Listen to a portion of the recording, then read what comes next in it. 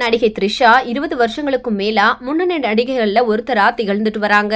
கடைசியா அவங்க தங் லைஃப் படத்துல நடிச்சிருந்தாங்க. இது ஒரு பக்கம் இருக்க, அவங்களுக்கு வயசு 40க்கு மேல ஆனாலும் இன்னமும் கல்யாணம் பண்ணிக்காம தான் இருக்காங்க. சூழல் இப்படி இருக்க, அவங்களுக்கு சீக்கிரத்திலேயே கல்யாணம் நடக்க போறதா ஒரு தகவல் சமீபத்துல பரவி வைரல் ஆயிட்டு இருக்கு. என்னதான் த்ரிஷாவுக்கு 40 வயசுக்கு மேல ஆனாலும் ரசிகர்கள் மத்தியில மிகப்பெரிய வரவேற்பு அவங்களுக்கு தொடர்ந்து இருந்துட்டு இருக்குன்னு தான் நம்ம சொல்லணும். இன்னும் சில ரசிகர்கள் லேடி சூப்பர் ஸ்டார் பட்டம் த்ரிஷாக்கு தான் பொருந்தும், வேற யாருக்கும் பொருந்தாதுன்னு சொல்லிட்டு வராங்க.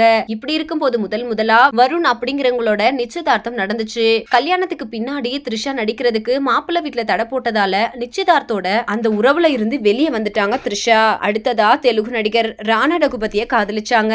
ஆனா அவங்களுக்குள்ள இருக்கிற சில ப்ராப்ளம்னால அந்த காதலும் பாதிலேயே முடிஞ்சு போச்சு. த்ரிஷாவுக்கு எப்பதான் கல்யாணம் அப்படிங்கிற கேள்வி எல்லார்கிட்டயுமே இருக்குது. அத பத்தி அவங்க கிட்டயும் கேட்கப்பட்டுச்சு. அதுக்கு பதில் கொடுத்த அவங்க, கல்யாணத்துக்கு பின்னாடி விவாகரத்து செஞ்சுக்கிறது எல்லாம் எனக்கு உடன்பாடு இல்ல, எனக்கு பொருத்தமானவர் வர்றப்போ கண்டிப்பா கல்யாணம் பண்ணிக்குவேன் அப்படின்னு சொல்லியிருந்தாங்க.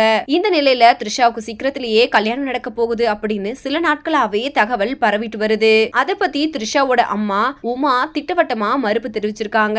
இந்த நிலையில இந்த தகவலை பத்தி த்ரிஷா தன்னோட இன்ஸ்டாகிராம் பக்கத்துல, என்னுடைய வாழ்க்கைய பிறர் திட்டம் போடுறது எனக்கு ரொம்பவே பிடிக்கும், என்னோட தேர் நிலவையும் நீங்களே திட்டம் போட்டு கொடுங்க அப்படின்னு சொல்லி பதிவு போட்டிருந்தாங்க. இது பல பேருக்கு தரமான பதிலடியா இருக்கும்னு தான் சொல்லணும். சோ இந்த வீடியோவை பார்த்துட்டு இருக்கிற நீங்க த்ரிஷா சொல்லியிருக்கிற இந்த விஷயத்தை பத்தி நீங்க என்ன நினைக்கிறீங்க அப்படின்னு மறக்காம கீழே இருக்கிற கமெண்ட் செக்ஷன்ல கமெண்ட் பண்ணுங்க. மேலும் இது போன்ற இன்ட்ரெஸ்டிங்கான அப்டேட்ஸ் தெரிஞ்சுக்கொள்ள நம்ம சேனலை மறக்காம சப்ஸ்கிரைப் பண்ணுங்க.